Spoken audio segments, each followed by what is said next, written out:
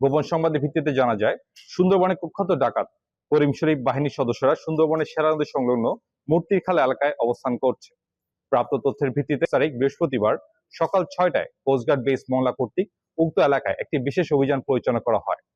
অভিযান চলাকালীন উক্ত এলাকা হতে সুন্দরবনের কুখ্যাত ডাকাত করিম শরীফ বাহিনীর একজন সক্রিয় সদস্য ওসমান গনিকে আটক করা হয়।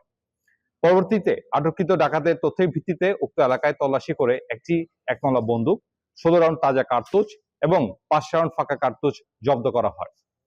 আটককৃত ডাকাত ওসমান গনি সাতক্ষীরা জেলা আশাশুনি থানার বাসিন্দা। সে দীর্ঘদিন যাবৎ করিম শরীফ বাহিনীর সঙ্গে ডাকাতি এবং ডাকাত দলকে অস্ত্র ও গোলাবারুদ সরবরাহের মাধ্যমে সহযোগিতা করে আসছিল।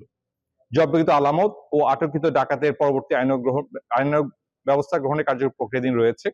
আমরা দোষীদের উদ্দেশ্যে বলতে চাই, সুন্দরবনকে দোষমুক্ত রাখতে কোস্টগার্ডের অভিযান অব্যাহত থাকবে।